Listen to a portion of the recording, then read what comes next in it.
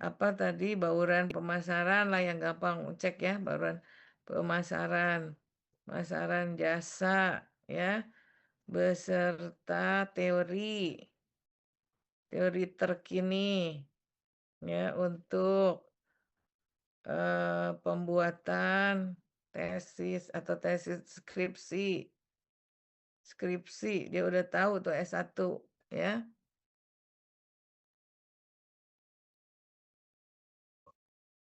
Pasti pemasaran jasa keluar tuh, ya kan tuh sama tuh. Baru pemasaran jasa, service, marketing mix gitu, 7P. Siapa teorinya? Ini McCarthy, tahu McCarthy 1960 dia bilang. Atau Boom Bittner itu 1981 gitu ya. Jasa, kan ini ada Kotler 2016 teorinya ya. Itu sampai Price teorinya siapa tuh? Ini udah ngebantu banget tuh. Ya, place, bauran, saluran distribusi, teorinya siapa tuh. Keluar tuh semuanya tuh. 2015 tuh. Omnichannel strategi, Verhoeven ya. Dengan teman-teman 2015 penelitiannya tentang integrasi kantor cabang ATM, mobile banking, internet banking gitu kan. Ya, udah bisa lihat seperti itu. Gitu ya. Nah, kemudian ada tadi people-nya teori siapa? Tuh, Gromnos. Ini caranya begini. Nanti tinggal dibuatkan masuk ke dalam ini. Kita lihat lagi ya. Nih, Bapak Ibu mau minta apa? Ada di sini itu sampai dengan teorinya customer satisfaction tahun 1997. Jadi bagaimana menggunakan teknologi untuk mempercepat proses pembuatan tugas akhir. Pakai, jangan sampai nanti soalnya nih di bab 2, nanti di bab 2 Bapak Ibu akan tadi paradigma penelitian, kerangka pemikiran, grand teorinya apa gitu ya. Kemudian middle teorinya apa dan apply teorinya apa. Harus ada. Dari judul itu bisa ketahuan nih bauran pemasaran terhadap minat pembelian dan implikasinya pada gitu ya. Pada apa nih? Pada kepuasan misalkan gitu. Teori kepuasan apa? Teori bauran pemasaran ini kayak gini nih bauran pemasaran nih. Sampai dengan dimensinya juga ini bisa kan dimensinya apa? Ini dimensinya adalah ini bauran pemasaran itu ada 7 artinya. Kan saya minta tadi beri dimensi bauran pemasaran. Oh, ternyata ada produk gitu kan. Ada price itu dimensinya tuh. Ada place, kemudian ada promotion, kemudian ada people, ada proses. Itu adalah dimensi-dimensinya. Ya, paham ya Bapak Ibu ya? Kemudian dimensi minat, sebutkan misalnya dimensi minat, minat beli ya gitu. Dan teori terkini.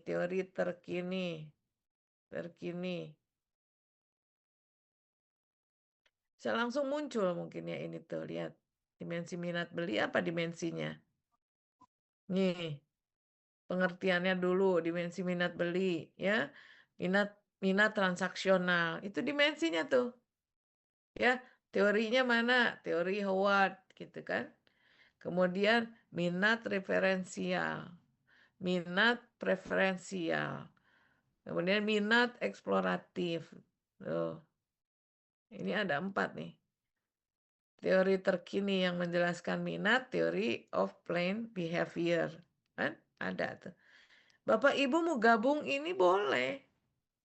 Digabungkan yang di atas tuh ada 4 teori, digabungkan sama Bapak Ibu dengan 5 teori lagi di bawahnya. Boleh nggak? Boleh. Dimensinya. Nanti kalau minta indikator, ketik aja indikator dari dimensi service dominan. Logik misalnya apa. Keluar tuh. Karena Bapak Ibu akan membuat apa tadi operasi ya variabel ya. Operasi apa namanya tuh udah kecapean begini ngomongnya balelolnya. Jadi di dalam bab, penelitian itu akan disajikan tuh ya, tentang operasi operasi operasi variabelnya seperti apa gitu ya. Baik itu dimensinya, indikator, gitu ya, dan juga, apa yang alat ukurnya apa, ordinal kah gitu kan, alat ukur penelitiannya gitu ya. Itu harus tuh Bapak Ibu tahu. Sekarang ini kan, nentuin rumusan masalah aja masih belum bisa gitu, kayak kemarin tuh ujian UTS, makanya saya ngulang lagi ke situ. Sebenarnya harusnya udah lari lebih jauh, tapi ternyata mandek di sini belum paham. Ternyata belum paham. Jadi Bapak Ibu, maksud saya tadinya Bapak Ibu tuh belajar sendiri juga. Misalkan waktu kerja sampai jam 5, karena niat kita memang ingin belajar, ada waktu jam setiap hari untuk belajar gitu. Jadi jangan misalnya nggak ada waktu sejam aja, istirahat, makan, tapi sambil belajar. Makan sambil belajar, karena komitmennya melanjutkan sekolah. Bagian dari aktivitas Bapak Ibu gitu.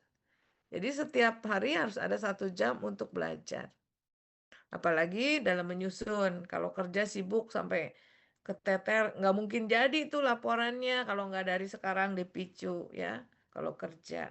Intinya seperti itu Bapak Ibu, minggu depan kita ketemu lagi, saya akan jelaskan mengenai paradigma penelitian yang kerangka pemikiran dan paradigma penelitian yang harus disajikan dalam bab 2 nanti harus ada tuh ya. Bab 2-nya harus ada terakhir-terakhir harus jelasin tuh paradigma penelitiannya seperti apa.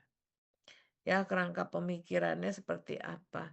Keterkaitan antar variabel tadi ya. Teorinya mana? Bapak Ibu searching aja teorinya masukin masukin masukin itu jadi nanti. Oke, terima kasih banyak absennya. Saya ulang lagi absen Ibu mohon terakhir. maaf, boleh izin bertanya dulu tidak, Ya, Bu? boleh.